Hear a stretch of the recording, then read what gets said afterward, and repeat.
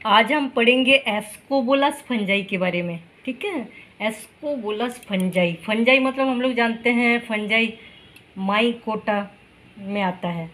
ठीक है, माइकोटा में आता है और फंजाई क्लोरोफिल एब्सेंट रहता है। फंजाई में क्लोरोफिल एब्सेंट रहता है।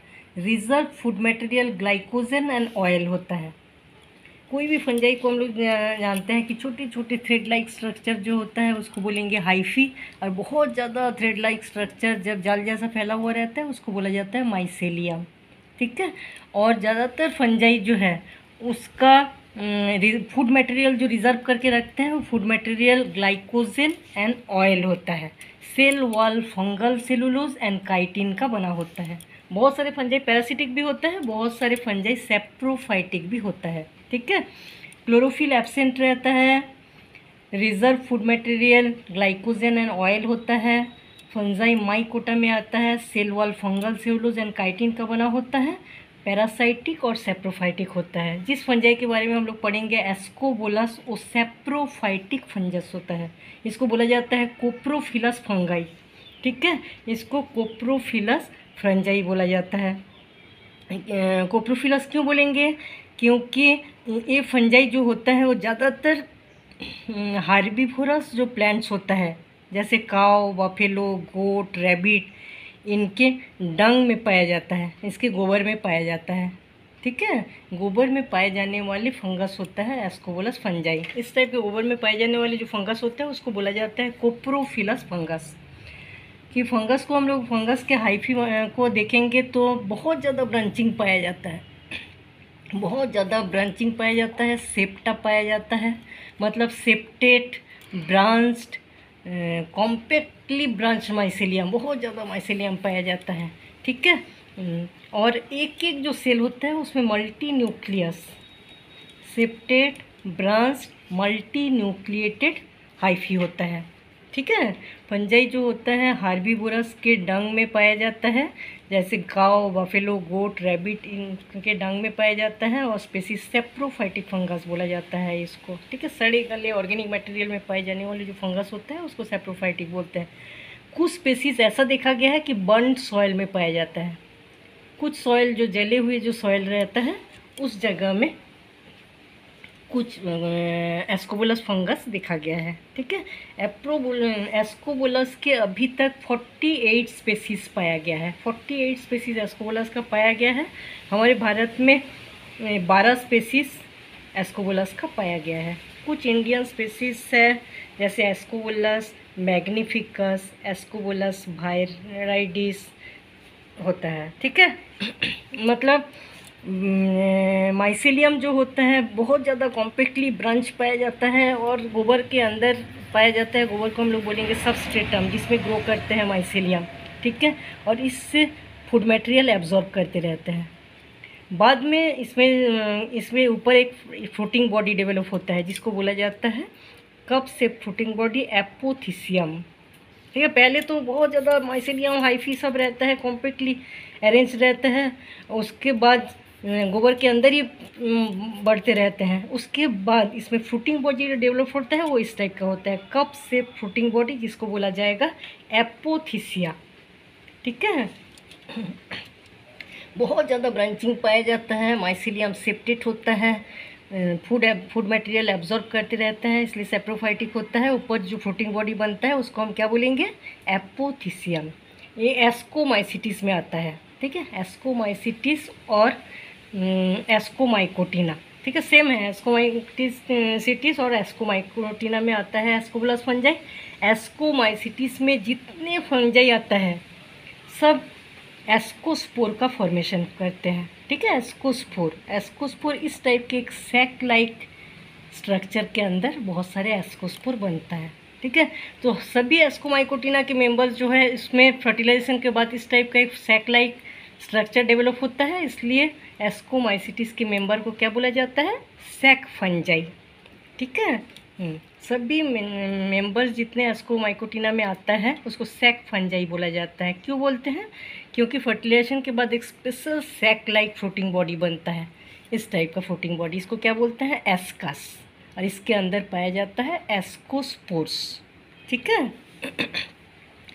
जब माइसीलियम ये जो फ्रूटिंग बॉडी ऊपर की ओर बनता है, माइसीलियम के ऊपर जब फ्रूटिंग बॉडी बनता है, जब फ्रूटिंग बॉडी शुरू में फ्रूटिंग बॉडी येलो और ग्रीन कलर का होता है, लेकिन जब मैच्योर हो जाता है तो पर्पल कलर का हो जाता है। ठीक है, मैच्योर होने के बाद पर्पल कलर का दिखाई देने लगता है फ्रूटिंग बॉडी, पर्पलिश ब्राउन। ठीक है, अब हम देखेंगे रिप्रोडक्शन। एस्कोबोलस जो होता है, इसमें 2 टाइप के मेथड से रिप्रोडक्शन होता है। एक है एसेक्सुअल रिप्रोडक्शन, दूसरा सेक्सुअल रिप्रोडक्शन। ठीक है, एसेक्सुअल रिप्रोडक्शन फेवरेबल कंडीशन में होता है। फेवरेबल मतलब बहुत अच्छा, उसको बहुत ज़्यादा फूड मटेरियल, जैसे गोबर में पाए जाने वाले फंगस होता है, जब बहुत ज़्यादा गोबर मिलता है उसको, तो फूड मटेरियल उसको बहुत ज़्यादा मिल रहा है, तो बहुत अच्छा जो फूड मटेरियल मिलता है, वाटर, शुगर, सॉइल, सॉल्ट सब अच्छे से मिलता है। उस समय क्या होता है, जो हाइफी है, हाइफी कई छोटे छोटे टुकड़ों में टूट जाता है। हाइफी बहुत सारे छोटे छोटे टुकड़ों में टूट जाता है। हर टूटने वाला जो एक एक सेल वाला जो भाग रहता है उसको बोला जाता है ओइडिया। ओइडिया और ऑर्थोस्पोर। ठीक है, तो इसमें बहुत पतले वाल वाला स्ट्रक्चर होता है और रेस्टिंग स्टेज में पड़े रहते हैं। ज़्यादातर जो अनफेवरेबल कंडीशन में जितने भी स्पोर बनता है वो कई दिन रेस्टिंग स्टेज में पड़े रहते हैं, लेकिन ओइडिया जो होता है बहुत अच्छे वातावरण में उसमें इस टाइप के सेल बनता है, तो तुरंत जर्मिनेट होके नया माइसेलियम बनाता है। ठीक है, एसेक्सुअल रिप्रोडक्शन ओइडिया और ऑर्थोस्पोर से होता है। ओइडिया किस समय बनता है, जब बहुत अच्छा फेवरेबल कंडीशन मिलेगा, मतलब बहुत ज़्यादा वाटर, शुगर, सॉल्ट सब जब फंगस को मिलता है, उस समय क्या होता है, जो हाइफी कॉम्पैक्टली जो हाइफी रहता है वो छोटे छोटे कई भागों में टुकड़ा में टूट जाता है, और हर टुकड़ा जो होता है एक एक स्पोर बन जाता है, जिसको ऑर्थोस्पोर और ओइडिया बोलते हैं। तुरंत जर्मिनेट होकर नया हाइफी बनाता है। ठीक है, तो एसेक्सुअल रिप्रोडक्शन ओइडिया से होता है। सेक्सुअल रिप्रोडक्शन जो होता है oogamous टाइप होता है इसमें। ठीक है, कुछ एस्कोबोलस का कुछ थैलस जो होता है वो हेट्रोथैलिक होता है, मतलब मेल थैलस अलग होता है, फीमेल थैलस अलग होता है, लेकिन बहुत सारे एस्कोबोलस में होमोथैलिक भी पाया जाता है। ठीक है, हेट्रोथैलिक जो है इसका एग्जाम्पल है एस्कोबोलस स्टार्कोवेरियस, एस्कोबोलस इमर्सास। और होमोथैलिक भी पाया जाता है, मतलब एक ही माइसेलियम में मेल एंड फीमेल दोनों टाइप के थैलस पाए जाते हैं। ठीक है, एस्कोबोलस क्रीन्यूलेटस, मेल फीमेल दोनों सेक्स ऑर्गन जो रहता है, मेल ऑर्गन को बोला जाता है एंथ्रीडिया और फीमेल ऑर्गन को बोला जाता है एस्कोगोनिया। ठीक है, जो हाइफी रहता है इसके टिप में बनता है, हाइफी के टिप में एंथ्रीडिया भी बनता है, हाइफी के टिप में एस्कोगोनिया भी बनता है। ठीक है, मेल ऑर्गन को क्या बोलते हैं, एंथ्रीडिया, फीमेल ऑर्गन को बोला जाता है एस्कोगोनिया, दोनों हाइफी के टिप में बनता है। कई बार ऐसा देखा गया है कि अलग अलग माइसेलियम में एक टाइप का माइसीलियम रहता है जिसमें पूरा मेल ऑर्गन बनता है, एक टाइप का माइसीलियम रहता है फीमेल ऑर्गन बनता है। कई बार ऐसा दिखा गया है कि एक ही टाइप के थैलस में दोनों बनता है। ठीक है, जो अलग अलग बनता है उसको हेट्रोथैलिक बोलेंगे, और जब एक ही में बनता है उसको बोलेंगे होमोथैलिक। अब देखो, एंथ्रीडियम जो होता है वो सिलेंड्रिकल होता है। एंथ्रीडियम को हम लोग अच्छे से देखेंगे तो उसका शेप ऐसे सिलेंड्रिकल होता है और क्लिवेट शेप्ड। ठीक है, हर एंथ्रीडियम जो है मल्टी न्यूक्लिएट होता है, मतलब इसके अंदर बहुत सारा न्यूक्लियस पाया जाता है एक एक सेल में।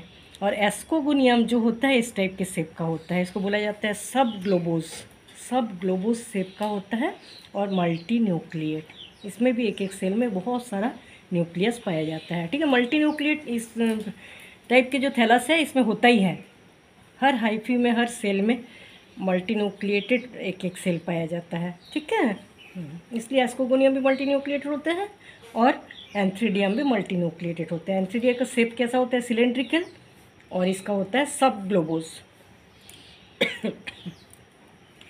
एस्कोगोनियम के जो ऊपर का भाग, एस्कोगोनियम के जो ऊपर का भाग होता है उसमें पतले लंबे 5 से 8 सेल तक एक स्ट्रक्चर बन जाता है। ठीक है, इसको बोला जाता है ट्राइकोगाइन। एस्कोगोनियम जो होता है, पहले ये है एक मेल हाइफी, ये है फीमेल हाइफी। ठीक है, मेल हाइफी को बोला जाता है एंथ्रीडियल ब्रांच और इसको एस्कोगोनियल ब्रांच। उसके बाद क्या होता है, जो एंथ्रीडियल ब्रांच होता है एस्कोगोनियल ब्रांच, तो एस्कोगोनियल ब्रांच में 5 से 8 सेल लंबा एक स्ट्रक्चर बन जाता है जिसको क्या बोलेंगे, ट्राइकोगाइन। ठीक है, अब ये ट्राइकोगाइन जो होता है, ये एंथ्रीडिया है, ट्राइकोगाइन पूरे चारों तरफ रोल किया हुआ रहता है। उसके बाद क्या होता है, जो ट्राइकोगाइन और एंथ्रीडिया के बीच का जो वॉल है वो घुल जाता है और इसके अंदर के जितने भी न्यूक्लियस इसके अंदर आ जाता है। ठीक है, तो दोनों जो डबल न्यूक्लियस वाला स्ट्रक्चर होता है,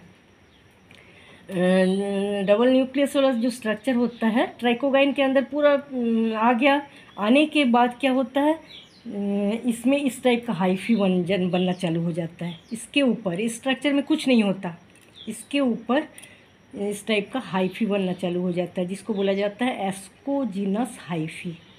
ठीक है, बहुत सारे ऐसे एस्कोजिनस हाइफी बनेगा और उसके बीच बीच में स्टेराइल हाइफी बनेगा। ये फर्टाइल हाइफी, स्टेराइल हाइफी, इसको बोला जाता है पैराफाइसिस। ठीक है, तो ऐसे बहुत सारा बनने के बाद क्या होता है, जो फंगल हाइफी रहता है, जो माइसीलियम और हाइफी रहता है, वो चारों तरफ से इसको कवर किया रहता है। स्टेराइल हाइफी चारों तरफ से इसको कवर कर देते हैं और एक फ्रूटिंग बॉडी बनता है जिसको बोला जाता है एपोथिसियम, जिसको एपोथिसियम बोलते हैं। ठीक है, कैसा होता है, सबसे पहले एंथ्रीडियम और दूसरा एस्कोगोनियम। एंथ्रीडियम सिलेंड्रिकल होता है, एस्कोगोनियम सब ग्लोबोस होता है, एक एक सेल मल्टी न्यूक्लिएटेड होता है। उसके बाद एंथ्रीडियम जैसा है ऐसा ही है, लेकिन एस्कोगोनियम जो है उसके ऊपर 5 से 8 से लंबा स्ट्रक्चर बनता है जिसको बोला जाता है ट्राइकोगाइन। ठीक है, ट्राइकोगाइन पूरी तरह चारों तरफ से रोल किया हुआ रहता है और ट्राइकोगाइन के ऊपर का भाग जो मेल एंथ्रीडियम रहता है उसका और दोनों के जो कांटेक्ट पॉइंट रहता है उसमें भी वॉल जो है घुल जाता है, तो पूरे मल्टी न्यूक्लियस अंदर आ जाता है। जैसे ही आता है चारों तरफ से एक स्टेराइल ब्रांचेस से घिर जाता है और इसमें बहुत सारे इस टाइप का हाइफी बनता है जिसको बोला जाता है एस्कोजिनस हाइफी। ठीक है, अब देखो जो एस्कोजिनस हाइफी बनता है उसको, इस टाइप का प्रोसेस को बोला जाता है प्लाज्मोगैमी। ठीक है, इसको बोलेंगे प्लाज्मोगैमी। इसके बाद प्लाज्मोगैमी के बाद जो एस्कोजिनस हाइफी रहता है, ये है एस्कोजिनस हाइफी। ठीक है, इस टाइप से पूरी फ्रूटिंग बॉडी बन गया, चारों तरफ से स्टेराइल हाइफी से घिर गया और बहुत सारा इस टाइप से एस्कोजिनस हाइफी बन जाता है। अब क्या होता है, इस एस्कोजिनस हाइफी में मेल एंड फीमेल न्यूक्लियस जो है फ्यूज हो जाता है। ठीक है, इसको बोला जाता है डाइकैरियोटिक न्यूक्लियस। हर हाइफी जो रहता है, हाइफी जो बना उस हाइफी में डाइकैरियोटिक न्यूक्लियस चला जाता है। इस टाइप का बहुत सारा हाइफी बना, इस हाइफी में डाइकैरियोटिक न्यूक्लियस चला जाता है। ठीक है, डाइकैरियोटिक न्यूक्लियस जाने के बाद इसमें होता है माइटोटिक डिवीज़न। माइटोटिक डिवीज़न से पहले 2 सेल बना, उसके बाद 4 सेल बनता है। ठीक है, पहले 1 से 2 बना, 2 से 4 बना। 4 बनने के बाद ऊपर का जो सेल रहता है उसके नीचे वॉल बन जाता है, नीचे का जो सेल रहता है उसके ऊपर वॉल बन जाता है, बीच में 2 न्यूक्लियस रहता है। ऊपर के सेल को बोला जाता है हुक सेल, यूनी न्यूक्लिएट, एक न्यूक्लियस वाला हुक सेल। बीच के 2 न्यूक्लियस रहते हैं, इसको बोला जाता है बाई न्यूक्लिएट पेनल्टीमेट सेल। और नीचे एक न्यूक्लियस रहता है, उसको क्या बोलेंगे, स्टॉक सेल, एक न्यूक्लियस वाला यूनी न्यूक्लिएट स्टॉक सेल। ठीक है, अब क्या होता है, बीच का जो बाई न्यूक्लिएट सेल रहता है वो दोनों आपस में फ्यूज्ड हो जाता है, वो दोनों आपस में फ्यूज्ड हो गया। फ्यूज्ड होने के बाद इसमें होता है मियोसिस डिवीज़न। मियोसिस डिवीज़न से 4 न्यूक्लियस बना, 4 न्यूक्लियस में फिर माइटोटिक डिवीज़न होता है, 8 न्यूक्लियस बनता है। तो ये 8 न्यूक्लियस इस फ्रूटिंग बॉडी के अंदर ही बन रहा है। ठीक है, बहुत सारे एस्कोजिनस हाइफी, बहुत सारे 8 न्यूक्लियस, इसको बोला जाता है एस्कोस्पोर। और ये जो फ्रूटिंग बॉडी, ये जो सैक लाइक स्ट्रक्चर होता है इसको बोला जाता है एस्कस। ठीक है, फिर ये फ्रूटिंग बॉडी बना के बहुत दिन तक रेस्टिंग स्टेज में पड़े रहते हैं। ये फ्रूटिंग बॉडी को क्या बोला जाता है, एपोथिसियम। ठीक है, उसके बाद ये चारों ओर का स्टेराइल हाइफी सड़ जाता है और एस्कोजिनस हाइफी जो है वो रप्चर हो जाता है, इसके हाइफी का वॉल, और स्पोर्स बाहर निकल जाता है। बाहर निकलने के बाद स्पोर्स जर्मिनेट करते हैं। ठीक है, और एक बार हम लोग अच्छे से देख लेते हैं रिप्रोडक्शन में, सेक्सुअल रिप्रोडक्शन में एंथ्रीडियम आर्किगोनियम, एंथ्रीडियम और एस्कोगोनियम बनता है। एंथ्रीडियम सिलेंड्रिकल होता है, एस्कोगोनियम सब ग्लोबुस होता है ना, दोनों मल्टीन्यूक्लिएटेड होता है। टिप में बनता है, जो हाइफी होता है उसके टिप में एंथ्रीडियम और एस्कोगोनियम बनता है। ठीक है, ये दोनों चीज़ें जो होता है, एस्कोगोनियम के ऊपर एक 5 से 8 सेल स्ट्रक्चर बनता है लंबा, जिसको बोलेंगे ट्राइकोगाइन। ट्राइकोगाइन चारों ओर से रोल किया रहता है और ट्राइकोगाइन में एंथ्रीडियम के पूरे न्यूक्लियस ट्राइकोगाइन में आ जाता है और इसके बीच का वॉल जो है डिसॉल्व हो जाता है। ठीक है, उसके बाद इसमें बहुत सारा हाइफी बनता है। उस हाइफी में ये जो न्यूक्लियस रहता है वो शिफ्ट हो जाता है। ठीक है, उसके बाद क्या होता है, डाइकैरियोटिक न्यूक्लियस बोलेंगे उसको। उसमें माइटोटिक डिवीजन होता है, 2 बना, उसके बाद 4 बना। ऊपर एक रहता है जिसको बोलेंगे हुक सेल, बीच को बोलेंगे पेनल्टीमेट सेल और नीचे को बोलेंगे स्टॉक सेल। ठीक है, और बीच के जो 2 न्यूक्लियस रहते हैं वो आपस में फ्यूज्ड हो जाता है। फिर उसमें होता है मियोसिस डिवीज़न। मियोसिस से 4 बना, 4 से 8 बनता है। जिसके अंदर बनता है इसको बोला जाता है एस्कस। इसके अंदर जो 8 न्यूक्लियस बना उसको बोलता है एस्कोस्पोर्स। एस्कोस्पोर्स बनता है इसलिए एस्कोमाइकोटिना में आता है। ठीक है, इसीलिए एस्कोमाइसिटीज में आता है। अब क्या होता है, जो फ्रूटिंग बॉडी होता है वो 2 भागों में दिखता है। फ्रूटिंग बॉडी बाहर की ओर बनता है। फ्रूटिंग बॉडी में 2 भाग दिखता है, अपर हेड जिसको पिलियस बोलेंगे और नीचे जो स्टॉक होता है इसको स्टाइप बोलते हैं। ठीक है, तो फ्रूटिंग बॉडी एपोथिसियम जो रहता है उसको सेक्शन करेंगे हम। ठीक है, जो फ्रूटिंग बॉडी बना, इस फ्रूटिंग बॉडी को हम सेक्शन कर रहे हैं। सेक्शन करने से बाद हम वर्टिकल सेक्शन करने से क्या देखेंगे, सबसे ऊपर एक भाग रहता है आउटर मोस्ट लेयर जिसको बोला जाता है हाइमेनियम। इसको अच्छे से हम लोग देखेंगे तो इसमें एस्कस रहता है और पैराफाइसिस, 2 टाइप के हाइफी रहता है। इसको बोलेंगे एस्कस जिसके अंदर 8 एस्कोस्पोर पाया जाता है और स्टेराइल हाइफी पैराफाइसिस इस लेयर में रहता है, आउटर मोस्ट लेयर हाइमेनियम। बीच में जो मिडिल लेयर रहता है इसको बोला जाता है सब हाइमेनियम। ठीक है, इसमें बहुत सारे हाइफी पाया जाता है। हम लोग जानते हैं कि जो एस्कस भी बना उसके नीचे तो हाइफी है ना, हाइफी के ऊपर ही बन रहा है। तो ये हाइफी लूजली अरेंज बहुत सारे हाइफी रहता है जिसको सब हाइमेनियम लेयर बोलेंगे। और सबसे नीचे कॉम्पैक्टली अरेंज हाइफी रहता है। देख के ऐसा लगता है कि पेरेन्काइमाटस सेल्स का बना हुआ है, इसलिए इसको बोला जाता है स्यूडो पेरेन्काइमाटस रीजन ट्रेमा, नीचे वाले भाग को। ठीक है, सबसे ऊपर वाला भाग जब इसको काटेंगे क्या देखेंगे, सबसे ऊपर हाइमेनियम, मिडिल लेयर सब हाइमेनियम और नीचे हाइपोथिसियम, इसको ट्रेमा भी बोलते हैं। ठीक है, अब इसके अंदर जो एस्कस होता है इसके अंदर 8 एस्कोस्पोर्स पाया जाता है। एक एक एस्कोस्पोर्स को जब हम देखेंगे तो यूनी 1 सेल वाला होता है और डबल लेयर का होता है। ठीक है, यह एस्कस लंबे सिलेंड्रिकल स्ट्रक्चर जिसमें 8 एस्कोस्पोर्स पाया जाता है इसको बोला जाता है एस्कस। तो इस एस्कस का जो लेयर होता है वो रप्चर हो जाएगा और स्पोर बाहर आ जाएगा। बाहर आने के बाद स्पोर जर्मिनेट करेगा और नया माइसेलियम बनाएगा। ठीक है, ये था एस्कोबुलस का लाइफ साइकिल।